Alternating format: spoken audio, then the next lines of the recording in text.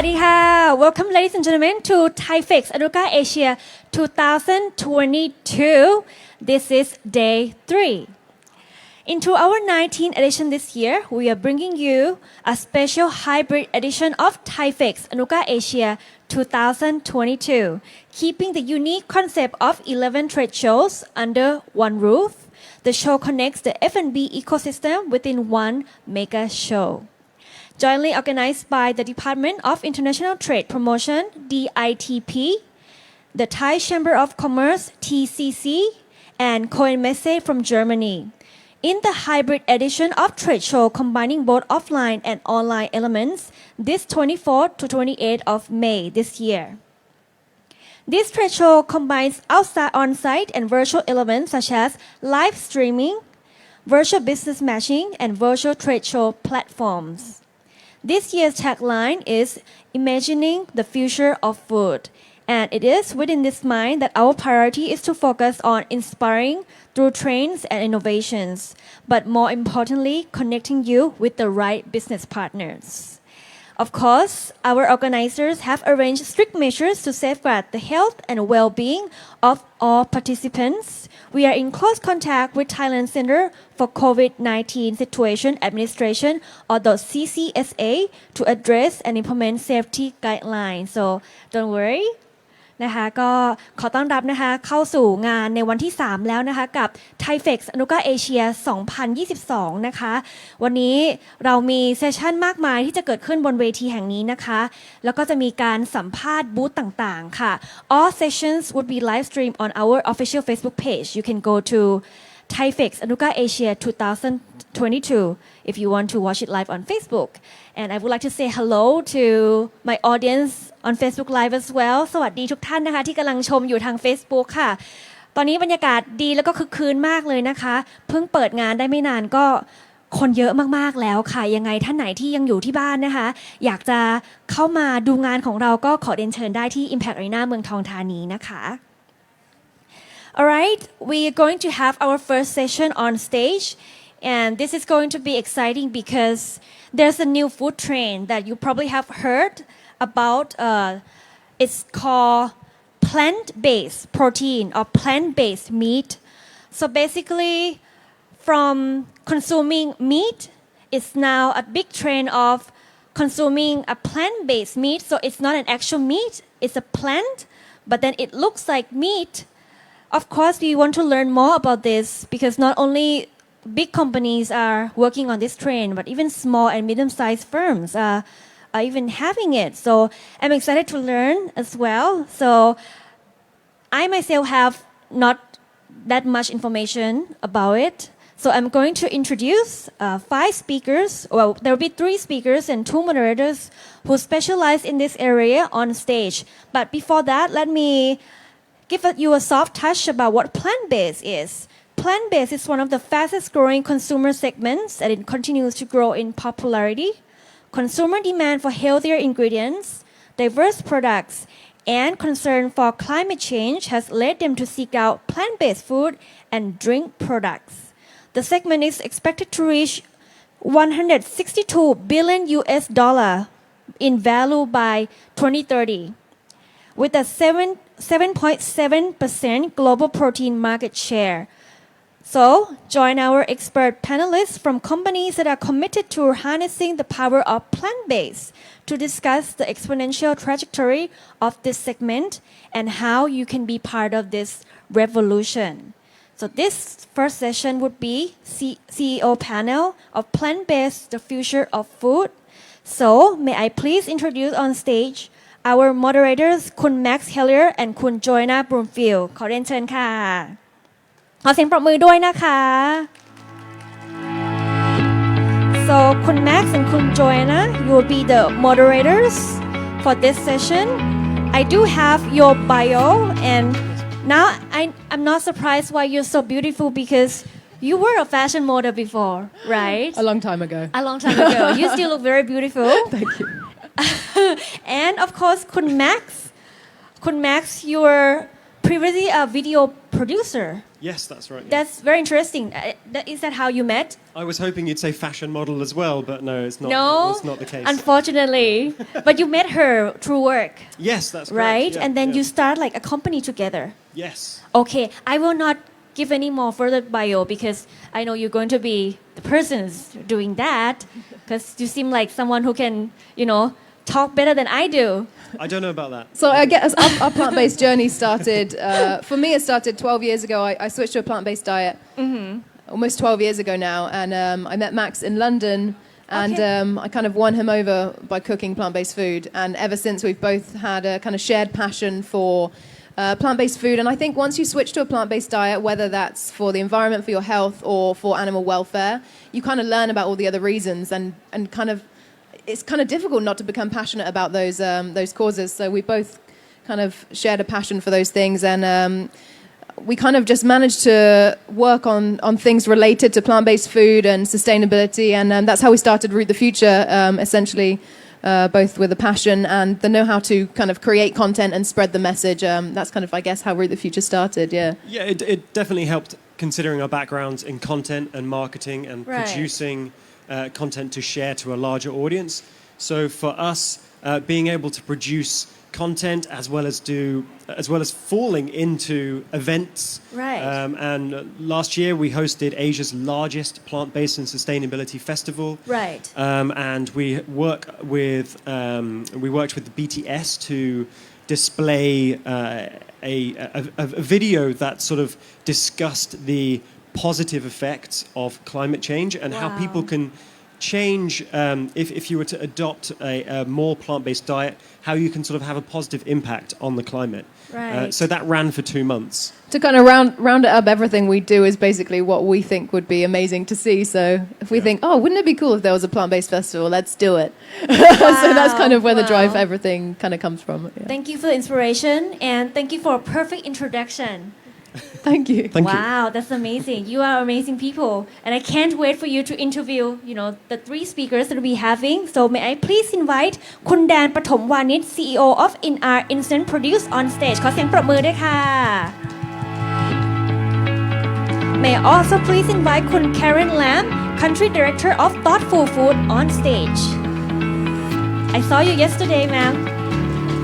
สวัสดีค่ะ สวัสดีคุณแดนเช่นกันนะคะ สวัสดีค่ะ And our last speaker may please introduce คุณซอนยา โอสรประสบ Co-founder of Chef's Choice Foods MFR Company Limited on stage. And I would like to hand over to both of you who will be the moderators for this session. So please. Thank you for the introduction. And hi everybody, so good to see you all. And I think we kind of just covered this. We're going to be talking about plant-based food and the future of plant-based food. As you can probably all see from this expo, there is a lot of plant-based food around in the last couple of years. A shocking amount. Yeah, especially in the last couple of years since the last THAIFEX. It's just grown, like it's exploded. So we're going to be talking about the future of plant-based food and what else, Max? Before we go into topics and questions, if you're listening to my voice now, come over. There are plenty of seats available for you to come and sit down and take a listen to these very talented, very highly esteemed panelists talk about themselves and the brand and the change that they're trying to make. So follow my voice. Everybody come over. So we're going to cover topics like consumer demand for plant-based food, how COVID has affected the development of this sector, climate change and its disruption and opportunities, and future technologies in the space. So first, maybe everyone, can you introduce yourselves? Max, pass the microphone down. So first we'll start with Dan. Yeah, I think I'm supposed to pass this on. Okay. Yeah. So can you introduce yourself and kind of the projects you're involved in? Yes, wow, so many. Right, so my name is Dan Pathamvanich. I'm CEO of NRF. So we're publicly listed, and we began our plant-based journey 2015, actually, making jackfruit. And then in I would say 18 and 19, we started, we had a strategy which was building manufacturing capacity to support plant-based OEM and private label manufacturing around the world. So we now have the biggest plant for plant-based foods in Europe, based in the UK. We're building one here in Thailand, which will probably be the biggest in Asia, which is pure plant-based. And we've just acquired in the midst of finishing the deal, a company in the U.S. actually, which would then give us manufacturing footprint on 3 continents. Between that, we've got some shares in some startups. We have 2 VC funds. Collectively with $200 million that we invest in startups. We've invested into maybe 100 plant-based startups, alternative protein, across the world.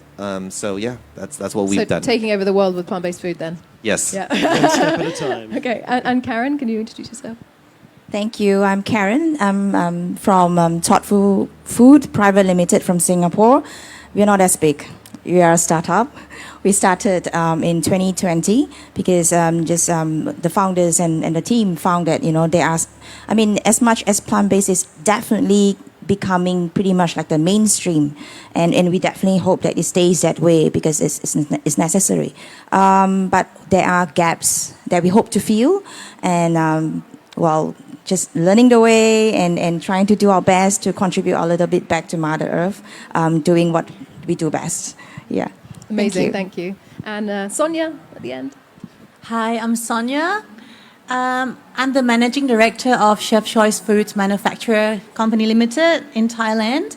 We are the first company that produce and export coconut milk from Thailand to other places in the world.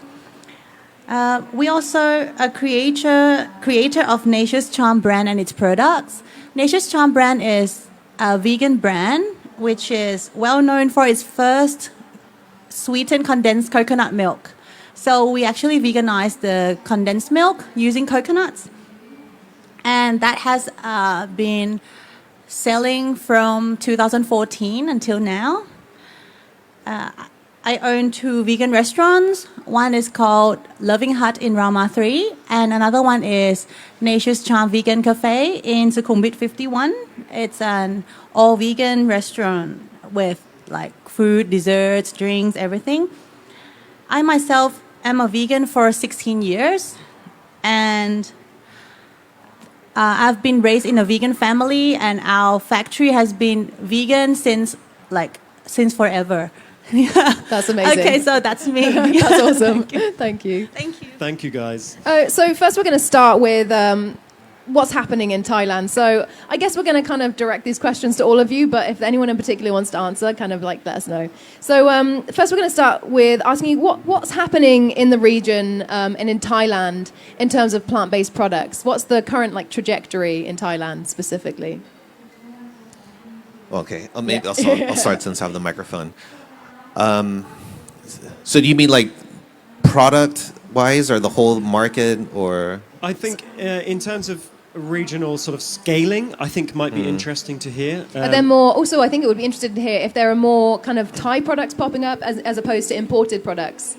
Yeah. Right. So let's see. So I think if we look at let's call it ASEAN startups, right? So I think Singapore has done an amazing job of creating like a really budding ecosystem, and that led by Temasek, A-Star. They built co-manufacturing, pilot manufacturing facilities. They funded startups really well. We saw some startups in Indonesia that got funded pretty well, like Green Rebel. Philippines has got a few interesting startups as well. Then obviously Thailand, there's fabulous startups. Here in Thailand, I think there's 2 or 3 dozen, as you can see here behind here.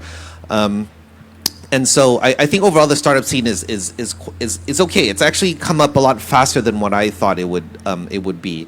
I think in terms of the sheer market, we're obviously a lot smaller than, say, for example, the U.S., Europe. U.S., you've got 4% penetration against animal meat now.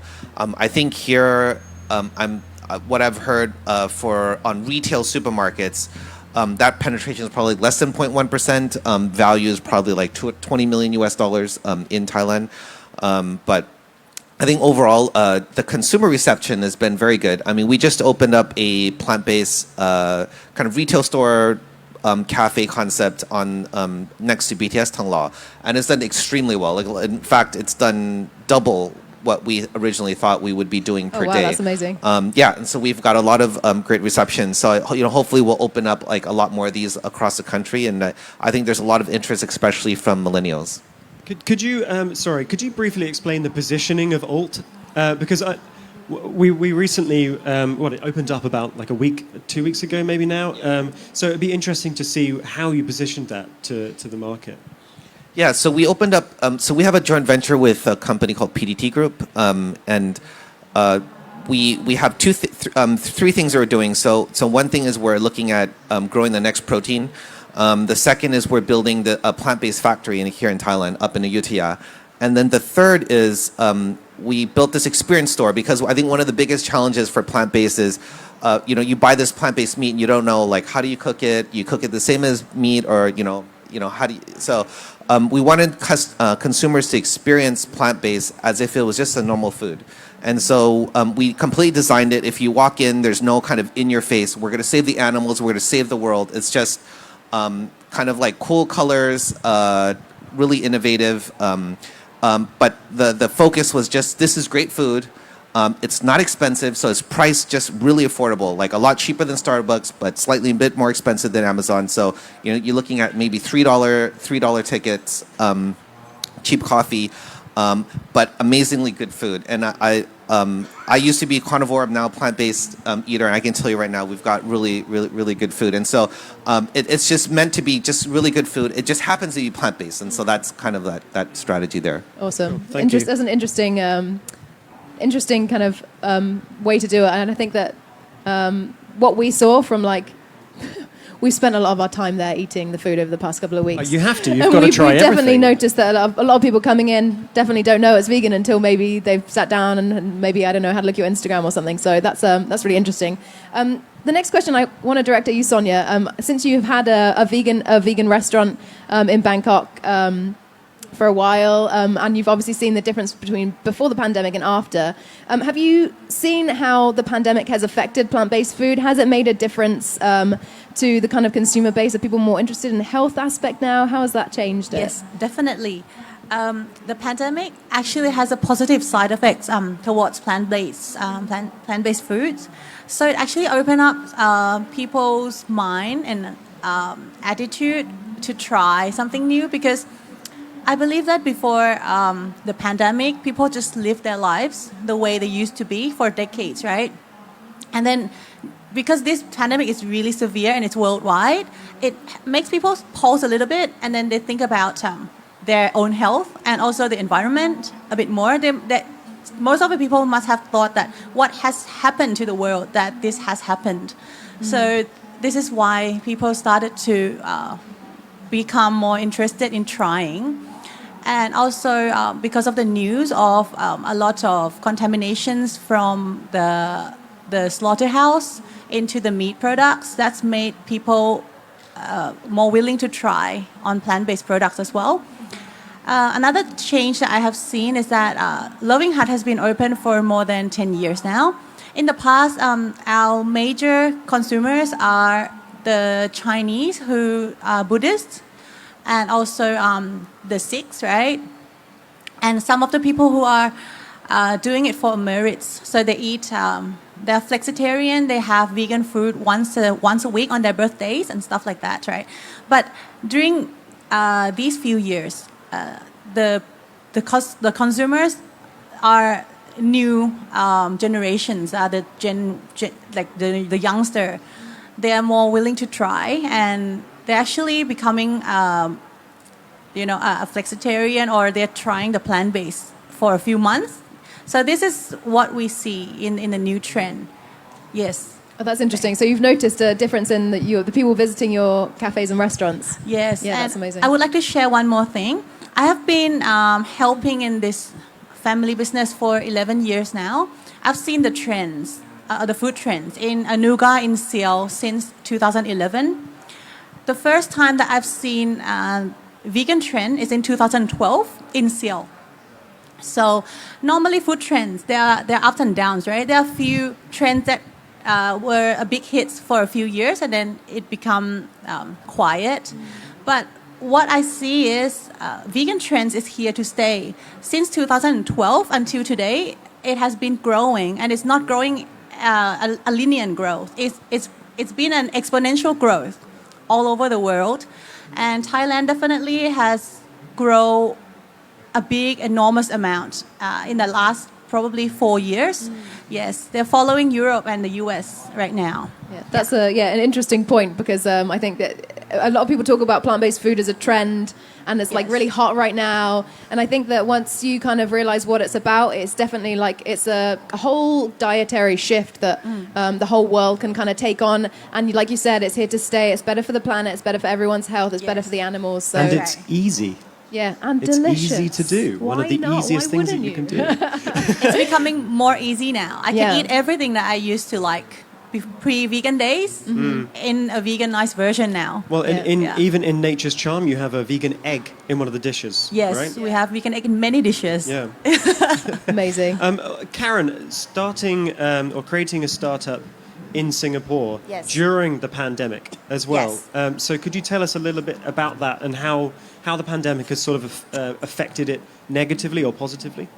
Well, I mean, like any startups, I guess, doing anything during the pandemic, which was, I guess, is unprecedented. Nobody knew this is going to take so long, and it's a reality now that it's going to continue on for quite some time.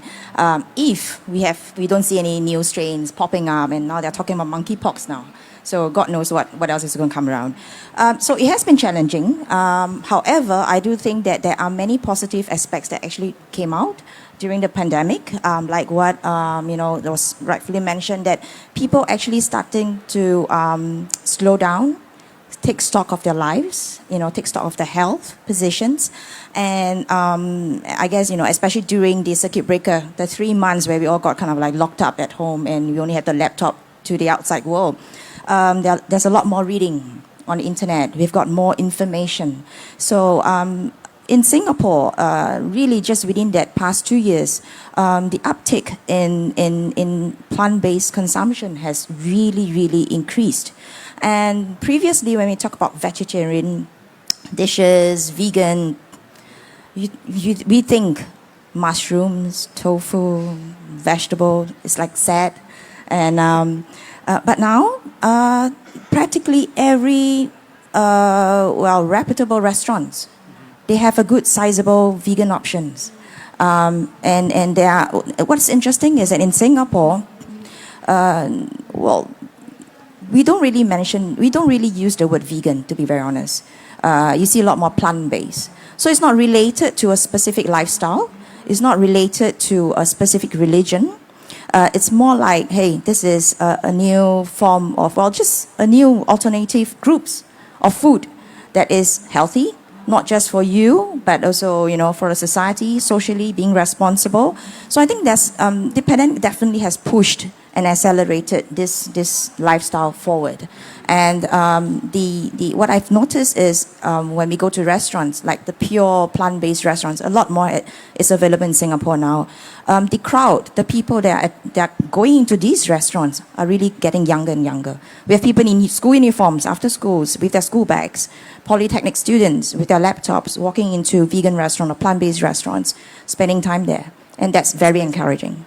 Yeah, that's amazing. I love seeing that, actually. I mean, getting the youth involved in these projects and showing them the positive effects that can, of the outcomes that changing the diet can make, showing that it's easy to adopt and to do, and that they can have plant-based eggs or cakes or cookies or pizzas or burgers, or I'm getting hungry. I guess it makes sense that the younger generation is leading it, because it's essentially their future that they're saving, and by switching to a plant-based diet, it's their future that we could potentially save. So I guess that kind of makes sense. One last question in this section, which maybe I can direct at you, Dan.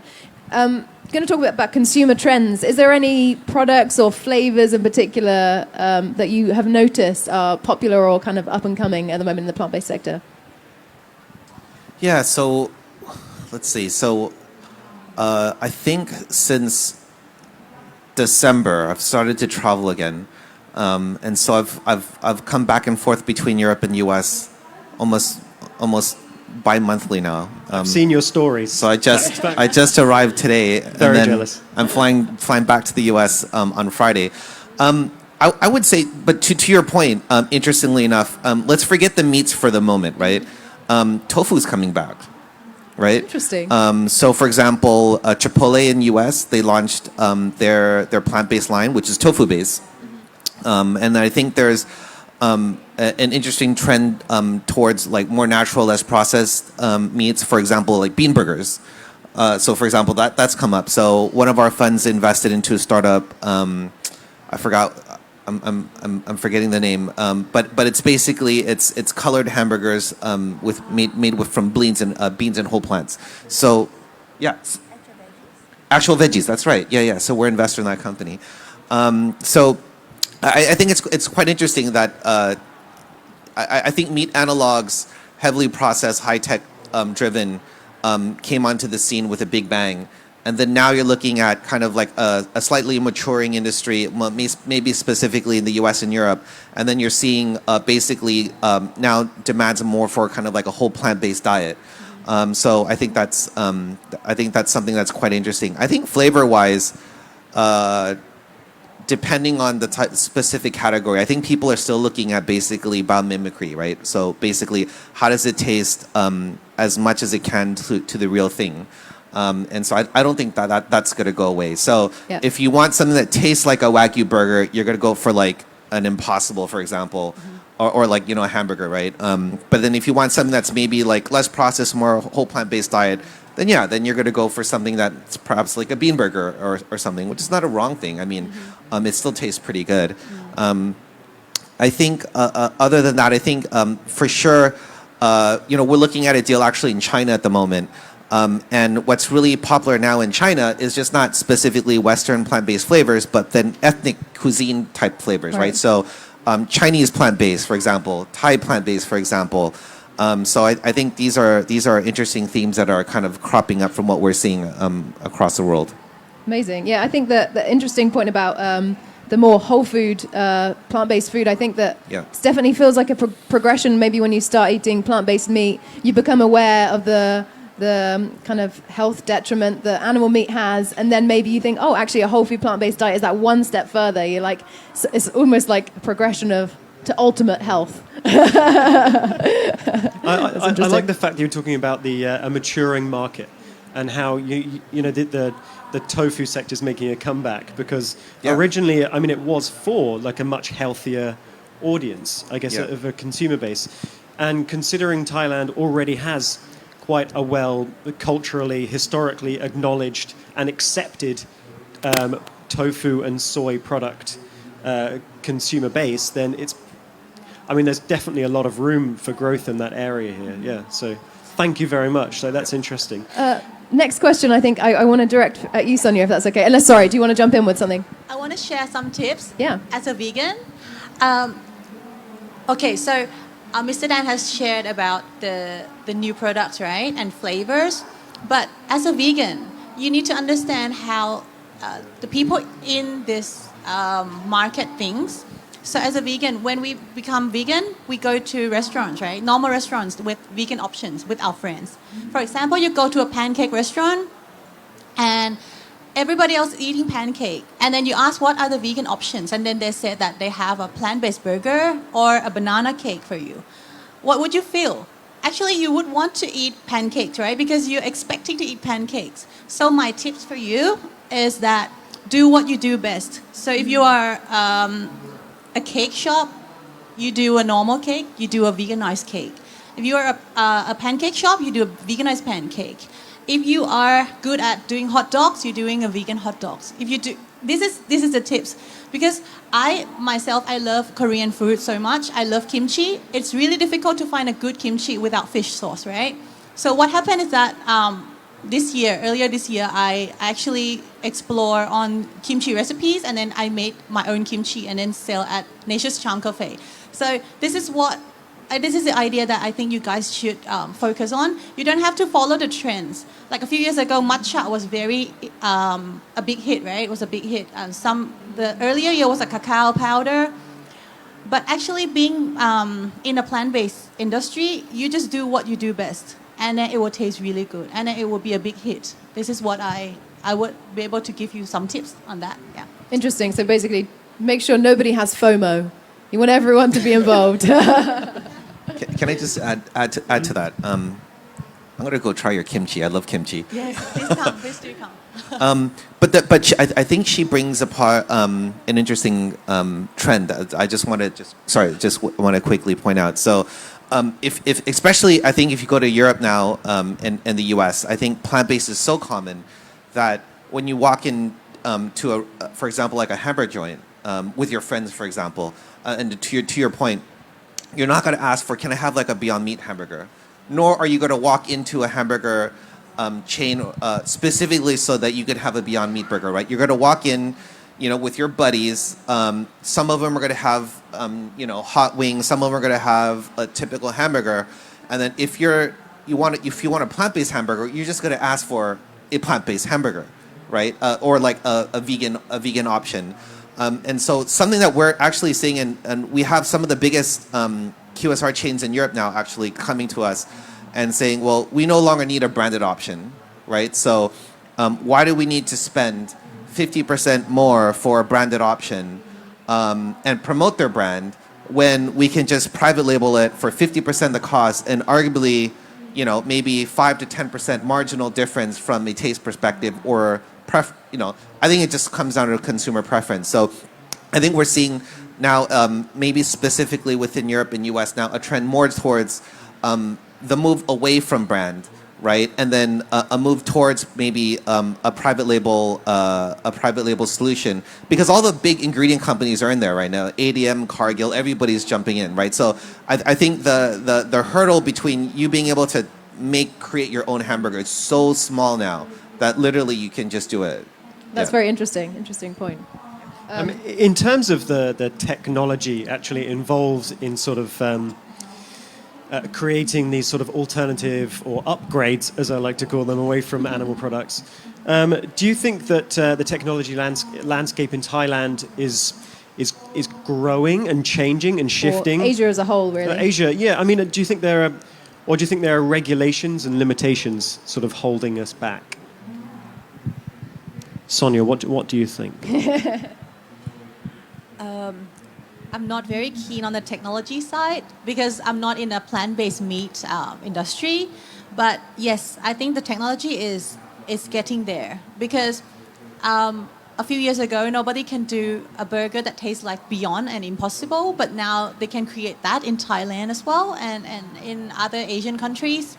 So I think that's why that's the thing that is becoming a trend. So there's definitely an organization that helps creating this, and there's a lot of R&D companies that they actually approaches us and everybody else saying that they have a machine, they have a food additive that they could help us create this kind of meat. Yeah, they actually come and approach the manufacturers themselves. Interesting. Yes, this is what I see.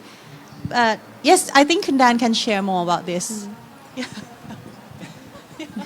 Yeah, I think if we're looking at maybe towards regulatory issues, I think if we step back, so I think there's a few key issues. So with respect to alternative protein, so the first I think is with regards to GM, right? So I think countries, for example, like Thailand, will struggle to be competitive until we adopt GM, unfortunately, because all the major countries, for example, the US, China, everybody uses GM, right? Japan, everybody uses GM. So we will never be able to competitively grow crops that could or legumes that could power plant-based domestically until we adopt GM. It's just not feasible at the moment, especially now with the Ukraine war, etc. But I think with newer technologies, for example, if you look at cell-based fermentation, I think there's still this biological act, which is an impediment for us to adopt, for example, cell-based. So we are invested a lot into a few cell-based companies. So I think the Thai FDA, for example, needs to be more aggressive, like the Singaporean FDA. Hats off to Singapore. in regards to adopting, for example, cell-based technologies, and hopefully, I've spoken to the Thai FDA. They said that they would actually look towards adopting that. I think from a technology perspective, the barrier is so low now. If you go to any manufacturer, like whether it's Buller or something, they just offer you like complete solution. So all you need is like $5 or $10 million, right? And you can immediately just go out and you can set up like a hamburger plant. So I think that's great, right? Because now that the ability to enter the plant-based realm now is just so affordable, and you can jump into the market. I think the interesting thing for new technology is more maybe on precision fermentation, right? But then the hurdle there is the cost to basically buy like a large scale fermenter, so that you can make, like, so for example, there's a company called the milk company, I'm forgetting now, Perfect Day, for example, right? They make amazing milk and ice cream from precision fermentation. So basically, you're creating something like milk-like, right? From which mimics milk, but you have lead time to buy the fermenters. Then it's like $30 million or $50 million for like a large scale fermenter. So I think there's then that cost, that lead time, supply chain perspective for adopting something that's more novel. Yeah. Karen, do you find any regulatory issues in transferring from Singapore and into Thailand? Thankfully not. I think specifically for the Singapore market, I mean, I can only speak so much about Singapore. I'm quite new to Thailand. That I guess from the government, we have actually been increasingly getting a lot of support. And Singapore is so small. And food sustainability, and in fact, food source. Well, we import, 90% of the food from overseas. And I think this has consistently been a pain point for Singapore anyway. So just maybe jumping a little bit, like for example, come 1st of June, this is a hot topic now in Singapore, Malaysia has actually banned live chicken exports. Wow. So Singapore's famous for chicken rice. So now we have no chicken. Wow. So this will just keep popping up. Someone needs to create a plant-based chicken, quick. Tyndall, where you?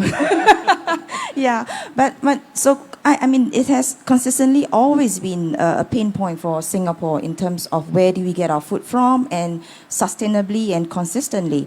So I think the government has definitely woken up and realized this. And so I think in the past, maybe 3 to 5 years, they have really ramped up support for local manufacturers, food manufacturers, from vertical farms to plant-based production and whatnot. Temasek Holdings has actually really pumped in money for people who has the right technology and know-how and skills, and importing skills from overseas to get us set up. So I guess in terms of technology, we're kind of lucky in a sense that we even now have, I think there's like a very newly set up called SG Food Plant, whereby we can go in and rent the facilities on a pay-by-use basis. So like what he's mentioned, that the entry level into making plant-based food now is actually quite low. So we can pay for like a couple of $1,000s. We make use of the fermenters, and we have technologies of food tech assisting us. So, and within a month, voila, just slap on a brand, you have a vegan chicken burger that you can sell on the market, and it's fully licensed and supported by the Singapore's food agency. So the entry barrier has really lowered down by a lot. And I think from Singaporeans' perspective, as a food manufacturer, that is actually great news for us. And there is a huge support by the government, even sort of like, kind of pressurizing big corporations, who are big caterers, with a checklist that says, okay, by 2030, you need to have a certain percentage of plant-based options in your schools, in your canteens and whatnot. So they're pushing it. There's a multi-pronged approach everywhere. And that's great news for us and great news for our industry. Yeah. In terms of importing, I know that there are heavy tariffs on, say, plant-based milks. For example, there's 20 to 60% tax importing into Thailand. Do you, Sonia, find any sort of regulatory issues exporting from Thailand to overseas? No, nothing like this. No. You might have to change those microphones over. maybe pass that to me if you can. No, I don't have those problems exporting.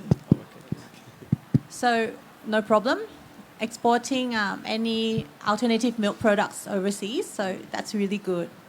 I think in Europe and other countries like Singapore as well, I'm really glad to hear that the government are very open and they're helping this industry to grow. I really hope that the Thai government will do that ASAP. Yeah, I think that's an interesting point because it's so great that the Singaporean government are being so supportive of plant-based food because, I mean, it kind of should be the world's government's kind of responsibility to do so because I think many people don't consider that food has a massive impact on climate change, but when we talk about climate action, food is the biggest thing. Like we eating 3 times a day, it has the biggest impact out of everything. So it kind of should be a policy in every country around the world, and it should be responsibility really because without it, we might be in trouble. Yes. Okay, do you want to go to the next question? Okay. Yeah. So I do see a lot of confusion in terms of terminology.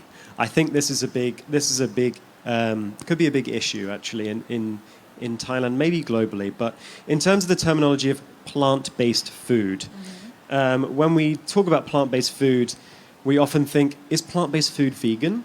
Is plant-based food not vegan? Is plant-based food vegetarian?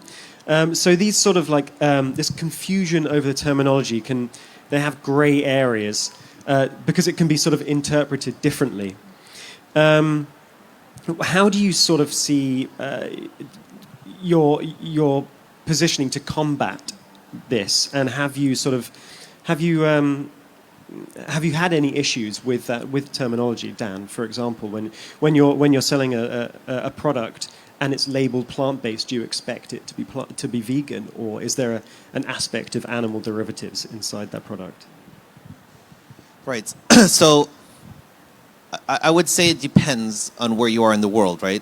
So in Europe, our factory, we've been making vegetarian products for a decade, and I think most of the European market is vegetarian, right? And it's been vegetarian for at least 4 or 5 decades. And I do think, however, that that's shifting, primarily because of inflation and shortage in egg white supply.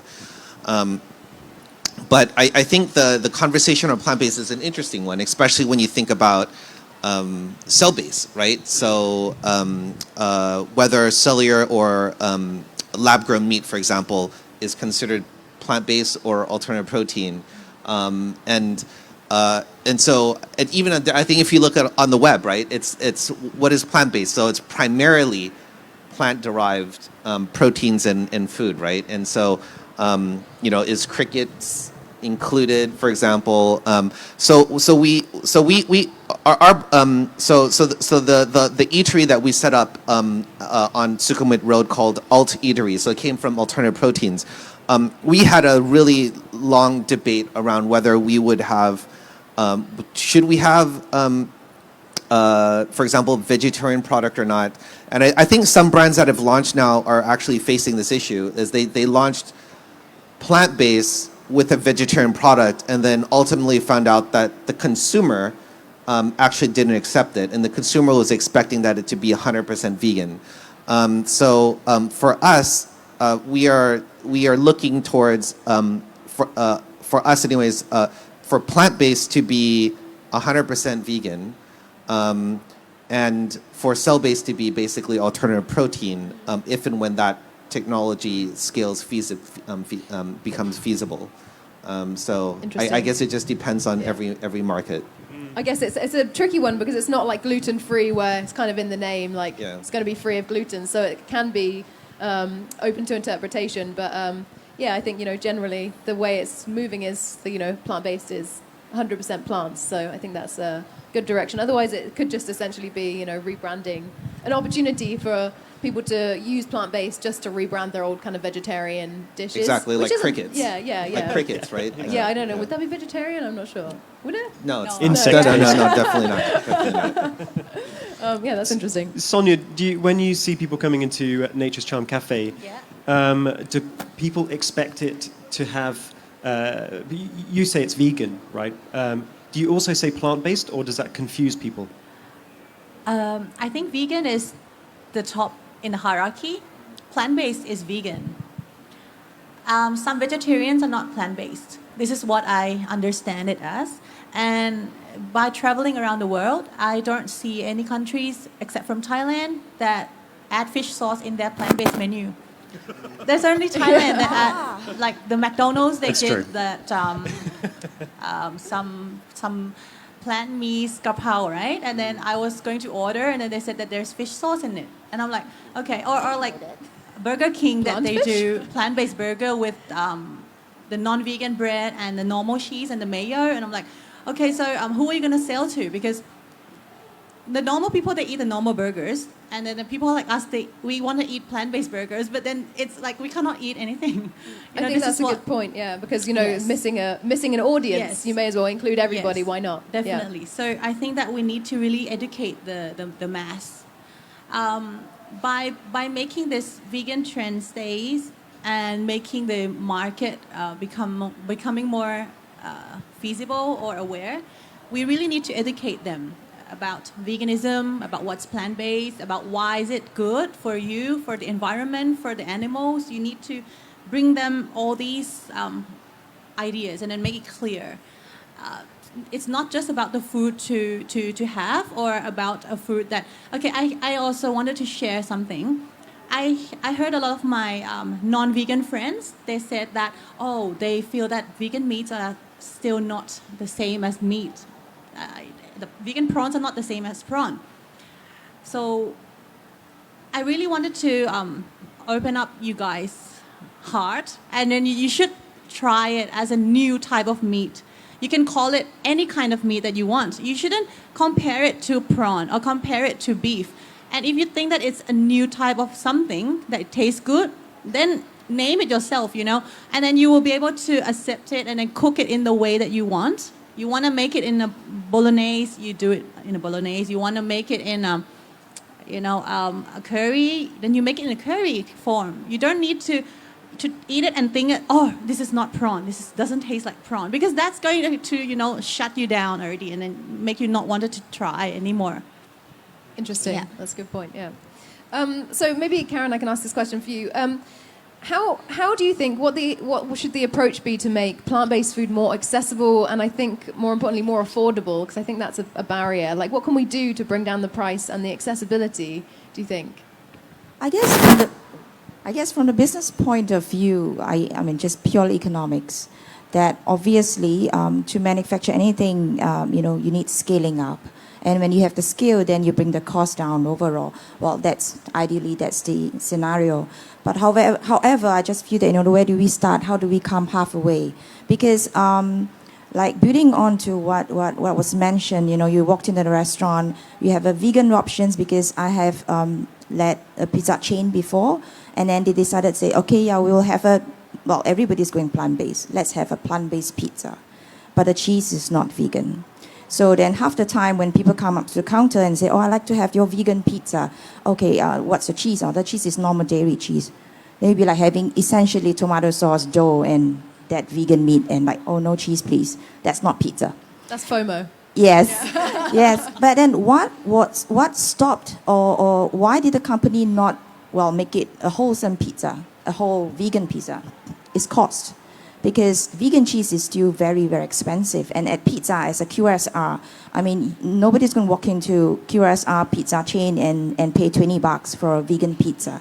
So where do we come, halfway? So until the price is accessible and affordable for the public, then this is, more widely, purchased, widely being tasted. So I think might be a chicken and egg story, but then I think it's on both ends. So as manufacturers, we try, at least from our company, our point of view, we obviously need to survive in dollars and cents. But then I think pricing our product right from the beginning to what we sell to my food service partners and the end retailers, consciously we try to make sure that it's at an affordable range, that is not too far off from what the real price meat, the real meat prices out there in the market.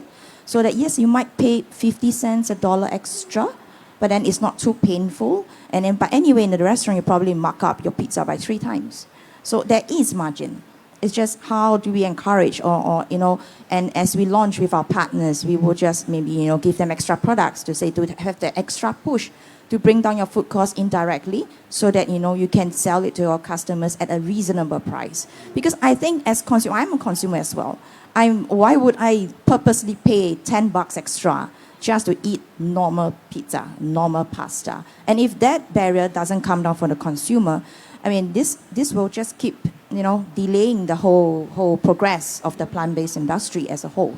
Yeah. I think when an industry or an emerging industry is relatively small, there is a sort of hype-based price that's Yes. put on. That's put on, say, plant-based food or vegan food. The price goes up because Yes. they know that there's an audience base. Yes. But when that audience base grows and there mature. are more businesses and brands that get involved, the accessibility comes up and the price sort of slowly drops. Yes. Dan, how you've positioned sort of alt eatery actually recently when it's recently opened? I've noticed that it's very affordable. Do you think that sort of impacted the success of it? Right. So I think, we're only 2 weeks in, and I hope that we'll be able to one day be like a little Whole Foods, or like a little Starbucks that just open up everywhere.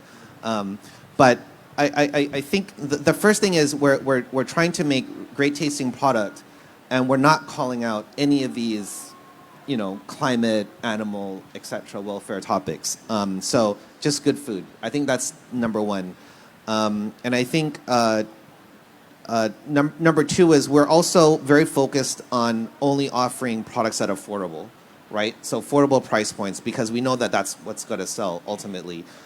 If we put a hamburger that costs, 2x or 3x what a normal hamburger costs, it's just not going to fly.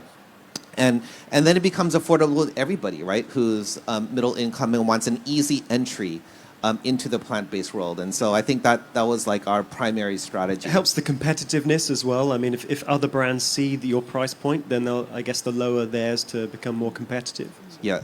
And I do think in the next 5 to 7 years, we're going to see some really interesting technology come out on the upstream component.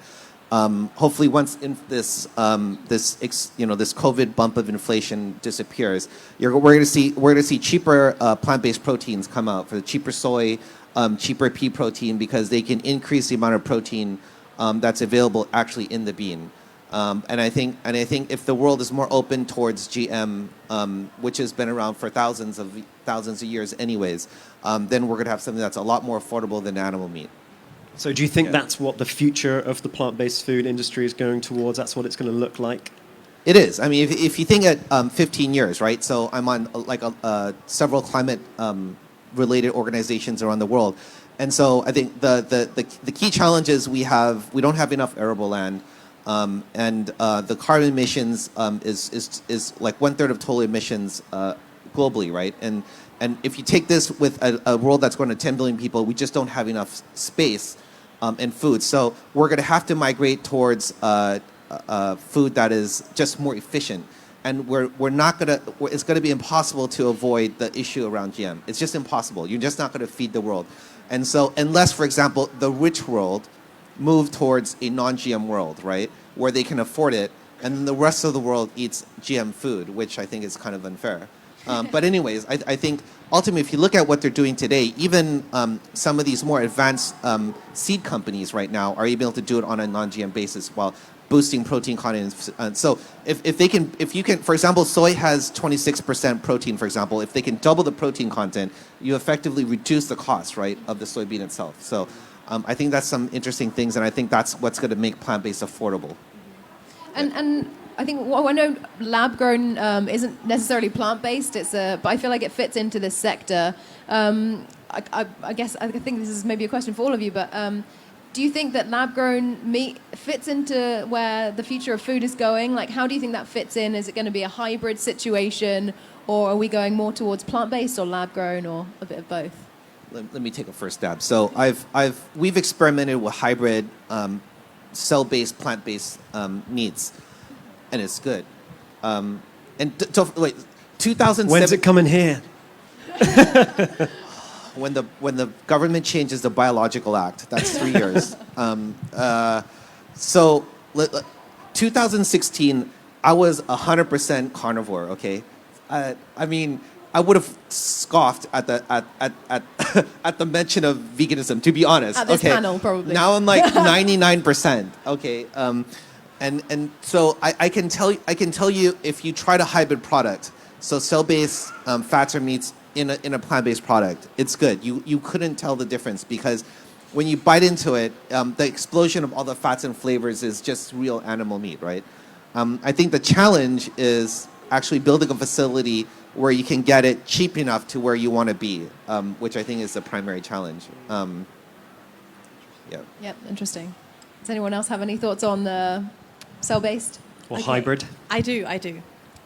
So I would like to say that we need to go back to why we become plant-based or what. Is it just for solving a problem to feed the world, or is it for moral issues or for environmental issues? What is your purpose to switch into this, or you're just curious and you wanted to try? For me, and for most vegans in the world, we do become vegans because we care for the animals, right? We see them as ourselves. We don't want to exploit on other beings. We have compassion towards them, and also for the environment. You have to admit that the world that we live in now is not the same as 50 years ago. We have eating up the world by overeating, not spending life sustainably, or by deforestation, because most of the deforestations are for the animal agriculture. You cannot believe how enormous amount of land that we have to use to grow cows or pigs for you to eat, for the whole world to eat. I'm sorry. Yes. So if you go back to why you become vegan or why you try plant-based, and you have this fundamental reasons in your heart, then I don't think that lab-grown meat is the solution, because we're not only doing it for saving the world hunger, but we're doing it for saving the world overall. Is that right? And okay, imagine this. So now everybody is eating livestock, right? In the future, if people say, okay, livestock is more, it's not efficient to make and stuff like that, right? Taking up too much space, too much water. So we're going to do a plant lab-grown meat. What will you see? You might not see animals in the farm, but you might see animals in the lab instead. You know, because once it becomes a mass to feed 7 billion people in the world, then it might become a mass production again. So this is my thought on it. But anyways, yes, it all goes back to the fundamental reason why you become a plant-based, or why do you try plant-based meat? This is something for you to think about. Yes. I think, yeah, that's interesting. I guess it depends on the technology. I think there are some technologies where you kind of only need a swab and then you're done with using the animals. But yeah, I guess it depends on, from a personal standpoint, why you're plant-based. For example, if you're plant-based for your health, maybe you wouldn't be interested in lab-grown. If you're plant-based for the planet, maybe you would be. I guess that's a kind of varied answer there, depending on. Yes, even though it's a swab, right? If we are the animals, like you got to get to swab every day and then stay in the lab for you to get the swab. It's you're supposed to be roaming around the world, right? Yeah. I think there are lots of different technologies that are sort of like helping to shift or to progress that industry. So, for example, there are lots of open source... Digitize the swab, so you only need it once. There are lots of sort of like open source DNA structures of animals that can be sort of used by these companies. But there is, obviously, like you said, that initial sort of swab.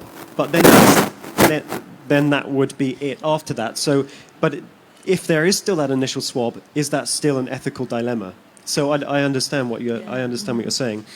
Well, we're running a bit behind schedule, so I'm Yeah. just going to jump forward a couple of questions. So just to round up with the last two questions before we have a Q&A. So if you guys want to stick around, there's going to be a Q&A, so you guys can ask some questions. So we're going to just round up with kind of what the future of plant-based food looks like. And I think, how do you guys think collaboration fits in with that? Do you think that that's an important step to grow the plant-based industry by collaborating with each other?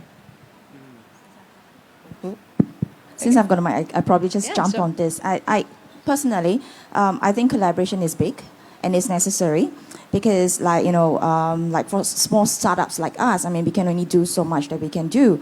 And and sometimes when I look at it, when everybody's jumping into the market, jumping into the industry, trying to contribute in their own little way, are we also, wasting a lot of resources by doing what we, everybody just starts setting up factories, for example. Why don't we combine resources and then, essentially bring the cost down and also, leveraging on each other's strengths and weaknesses. Like, like I've got a meat and you've got a sauce. Why don't we combine the product and then we essentially fill another gap? So I think collaboration is actually quite a key thing to push this whole industry forward, rather than us just doing our little thing, trying to fight the world by ourselves. And obviously, with big, maybe like the big VCs or the big companies with vast experience and have already gone through certain steps. So they can also help us in, avoiding certain necessary or unnecessary pitfalls. And then we can progress quicker in that sense. So in my opinion, collaboration is necessary and very important.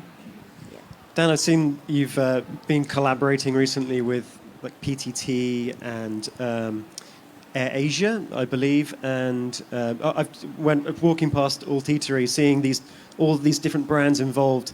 Does that help? Does that help the industry as a whole with plant-based food? Yeah, I remember when we first announced we were forming a joint venture with PTT Group, one of the biggest company in Thailand, and one of the biggest petroleum companies in the region. Why do we work with them? I think number one is they don't kill animals, but number two, they have the scale, that they have the real estate footprint because they own all the gas stations, etc. That would enable us. So I think collaboration is extremely important, and it's going to come from areas where you least suspect it to happen, right? And it should happen where it can make a difference, especially from a cost perspective. And so just going back, what makes plant-based so expensive, right? So you've got, high capex in equipment, for example. Extruder costs you like $1.5 million, right? Building a plant, for example. And I don't think there's a lot you can really do from a manufacturing perspective, like an equipment perspective. But then as you go upstream, there's more points of collaboration. So for example, farms, seed, genetics, right? All this. And I think at the end of the day, you need collaboration with every point within your value chain. But I think where plant-based is headed in the next 10 years is like any other industry, right? It's going to become a maturing industry. And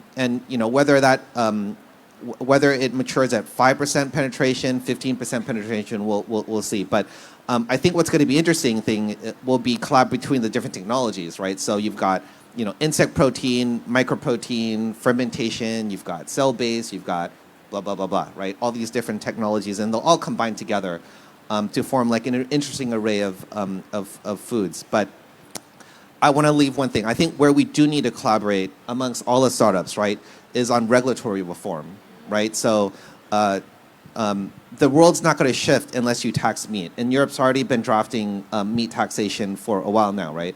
So you need to tax meat, or essentially you need to tax high carbon emission industries, right? And then you need to reward low carbon emission industries. Yeah, absolutely agree with that. Yeah. Brilliant. Any input on that, Sonia? Collaboration is always good. You need to collaborate. In any kind of industry, collaborating, like you're helping each other, it's the best way. Like if you individually do it, you wouldn't succeed, right? And definitely we need support from the government as well. They really need to come in. We really need to make them understand the need for vegan for the plant-based world, for plant-based Thailand, you know. And I wanted to stress one last thing as well. By being vegan or plant-based mean that people are going to eat more plants, eat more fruits and vegetables. So organic is also one thing that we need to look into. So vegan and organic world is the most sustainable world that we believe that we should live in. All the food that we eat should give us nutrients, no harm. So definitely they need to support organic farming for the whole country and make it, study a lot of technology to make it work and be able to grow as the same amount of crops as the normal farming. So this is what I think that they should do. And also one thing that I think most of the government, they miss out is the carbon footprint.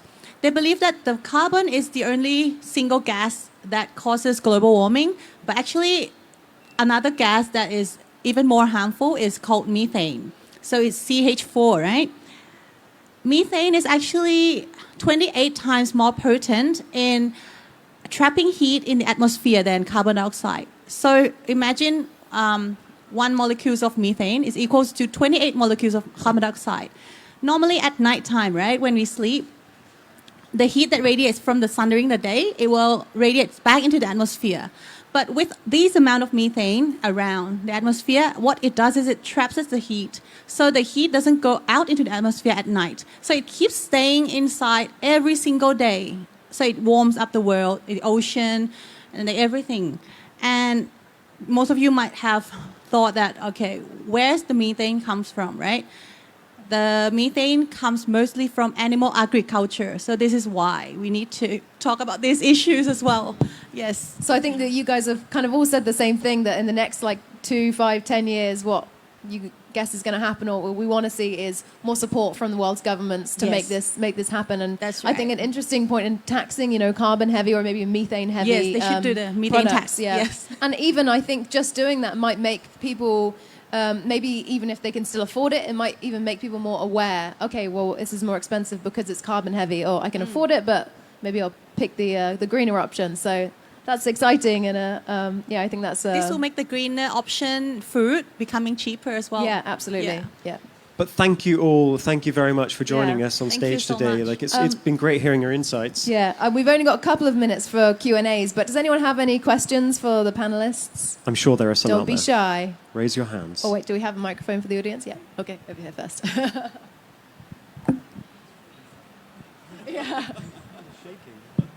Hi, just quick questions. You see this, the way we look at the plant-based, and I look at it similar to how we're treating down the alternative energy. Like we're looking at the solar and wind now. In the past few years, we have Tesla as a rock star in the market, and people start to go toward that because you see everyone who drive Tesla is cool. Do you think in plant-based industry, you need some kind of a company who actually be kind of a cool brand that people actually have to attach to it? Or you still see it as can be general, that it can be more like production and everybody just eat food? Or you need a brand like, okay, XYZ, what kind of brand you need to have in order to get people in? I think you're talking about Root the Future. I think that's an interesting question, actually, and something I noticed this week is Beyond Meat and Just Egg are kind of big global players in the plant-based industry, and this week they onboarded, yesterday Beyond Meat onboarded Kim Kardashian. I don't know whether you guys consider her cool, but I think a lot of people do, so I think that they're definitely striving for that like cool label, and Just Egg onboarded for their new campaign, Serena Williams and Jake Gyllenhaal. So I feel like that's definitely being approached by some of the bigger plant-based companies already. But Celebrity endorsement is obviously it's very impactful. It works, especially regionally. Celebrity endorsement, pop idol type celebrity endorsement. But yes, definitely. I think that for what we do specifically, we create sort of content and engaging sort of community building campaigns to sort of help raise awareness in a fun way. And I think if you can do it in a fun way, people will respond to that well, and people will react to that well and think, well, I could give it a go. I think the key thing is, highlighting the positives rather than the negatives and making it kind of, like you said, cool. Does any panelists have any? Yeah, but I'd like to differ though. So So we have two big brands already, right? So we have Ethan from Beyond and Pat Brown from Impossible, this is a function of S curve, right, of the industry, and so we're at a point where the industry is growing really fast, and so obviously the startup of the moment will be the darling of the investor community and will generate a lot of media buzz, right? But as the industry matures, if you think about it this way, right? Since when have you gone into a hamburger chain and you've actually seen like your hamburger branded or your cheese branded or That's the bun true. is branded, right? It's just not branded, right? I mean, it's typically provenance based, right? So, okay, the meat this is Wagyu type or it's Australian made, for example, but it's not branded meat, right? Or is it kind of like, some meats, okay, there is branded cheese, but specifically then you're ordering branded cheese, right? But when you're eating it as in a dish, right? Nothing is really branded, right? It doesn't really call out. So I think ultimately it's a function of maturity of the industry. So, but for now, I think yes, celebrity CEOs, yes, will play a key role in promoting it. But I think we're already seeing this in Europe, as I mentioned. So 3 major burger chains have already approached us to make hamburgers for them, simply because they say, why do we need to put brand on a menu? There's no point, right? Yeah. Any other? I think we've got time for another question. Yeah. Any other audience questions? Oh. You have a microphone? Yeah. Somebody's up front here. Hi. My question is, do you see an intersection point between vegan, gluten-free, keto, and any other such diets, fads that come into play, even flexitarian, people who just want to try it out so that you expand the market? Anybody? So you Yeah. get the Yeah. So is there an intersection between all these different kind of like free froms, right? It's called bland food. I'm kidding. I think there's going to be a variety of different needs, right, within the industry. So for example, if you look at Impossible, right, there is no call out on GM. There's no call out on gluten, for example, right? There's soy base. I don't know if they have wheat gluten or not. So it's all about this is going to taste as close as it gets to meat without being cell based. And then you have, for example, Beyond, which is basically non-GM, for example, non-soy, so it's all pea. But yet they're going to suffer a lot because of the pea protein prices, right? And then you have, for example, like some of these others like Hodo, which is tofu based, which is a great product. They don't have hamburgers. And then you have all these different things. So I don't know specifically if there's going to be specific intersections. I think it's just going to be depend on different preferences and price points, right? So, for example, if you want like the latest, coolest thing, you're going to go Impossible. If you want something maybe more mass market, you're going to go Beyond. Do you want non-GM or not? I think it's got to really depend on a few things. Price points, etc. It's a good, interesting question. It's a thing that as a manufacturer we think about all the time. Do you or do you not add gluten? Do you not go GM or non-GM or not? So it's a very interesting question. I think a lot of people kind of lump those kind of things together, sugar-free, gluten-free, vegan. And I think that is kind of a mistake because although, gluten-free and sugar-free and vegan are kind of maybe, I guess, all dietary requirements, I think that plant-based food is a whole different thing. I think that, you don't go sugar-free to save the planet necessarily. You don't go gluten-free to reduce animal suffering or whatever reason you eat plant-based food. I think that it's a whole different kettle of fish. I think it definitely shouldn't be seen as a diet or a fad. It's the future of food essentially, and I think that's how we should be looking at it. It's our future. So yeah, I think it shouldn't be seen as like a gluten-free diet fad kind of thing. I totally agree with Joe. Normally, I believe that the manufacturers, they mix them together, they intersect them together because it's still a niche market for them. So gluten-free is a niche market, sugar-free is a niche market for dietary requirements, and vegans are still small. But once veganism or plant-based products are growing or bigger, they can actually separate them. Because nowadays, when you go to buy cake mix, right, and you want to get a vegan cake mix, it's always come gluten free, which I don't understand why. Like, because most of the vegan in the future, if it's the future of food, right? Normal people would be able to eat vegan, so they don't need to be gluten free. They're the people who can eat gluten. So why make it gluten free? So this is the thing, because now it's still so small that it needs to niche with something. Because so if you're a cake company, you gotta make a cake mix. You wouldn't be able to do 2 SKUs, right? It's not going to feast. So this is probably the reason, I think. I want to add one quick comment. She brings up a very good point. I think it will be allergen based too, right? So, we just did a deal. We acquired the fourth largest brand of plant-based foods in the U.S., which uses wheat gluten. And having said that, in our factories, we have customers who request a pure gluten-free facility, just from an allergy perspective, because there's a good chunk of I think in Australia, what is it, 1 in 10 have a gluten allergy? Oh, wow, I didn't know it was that high. Yeah, it's like 1 in 10. So, for example, there's some of these big QSR brands are so strict that you cannot have any gluten in your factory at all from a manufacturing perspective. So, I think one definitely intersection will be health-based, right, where you have it's basically allergen-based. Cool. Okay, sorry, we don't have time for any more questions. We've gone a little bit over. But I just want to thank our panelists so much for all your insight. It's been very interesting. And thank you, everybody, for joining us. I really encourage you to visit all the plant-based booths. You might be surprised some of them don't even look like they're plant-based. They are. There's so many here this year. So please explore and try everything. It's going to blow your mind, I promise. And yeah, like we're saying, this is the future of food. Without it, we might be in trouble. So it's delicious, and it seems to be so accessible here. And it's going to save the planet. So Give it a go. yeah. And also, one last thing, please go to Root the Future booth and follow Root the Future on Instagram, just a plug there at the end. Thank you very much, everyone, for joining us. Sorry we went over a little bit. Thank you. Thank you, guys. Would you please stay on stage still as we present you with souvenirs from THAIFEX-Anuga Asia 2022.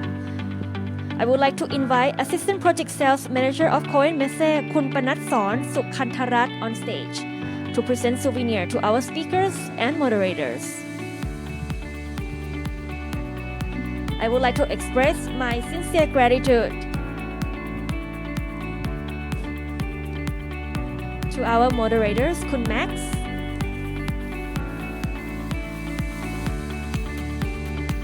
Kun Max Hellier from Root the Future, Thailand's largest plant-based and sustainability community. And of course, his partner, Kun Joanna Broomfield, also from Root the Future, Thailand.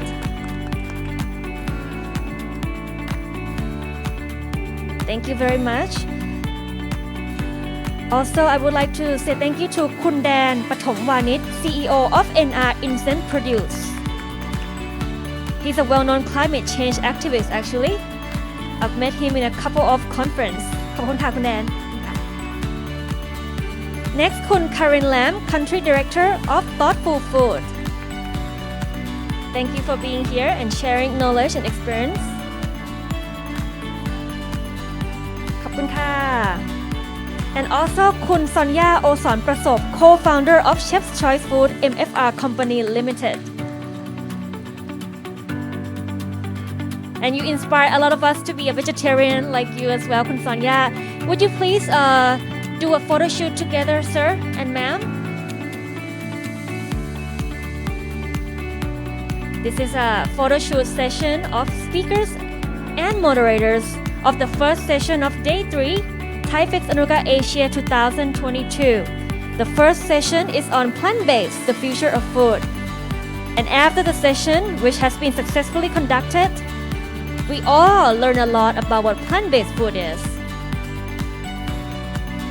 The trend of plant-based meat is growing in Thailand and around the world. I actually heard of this word a few months ago, and I was curious of what is plant-based meat and why is it plant and then meat. But now I know. I learned from THAIFEX that it's a meat. No, it's a plant that looks like meat and tastes like meat. You have to find out yourself how it tastes like. You have to try the sample of each food. Both big firms and small firms, they have plant-based meat. Thank you very much ขอเสียงปรบมือด้วยค่ะ ขอบคุณมากๆค่ะ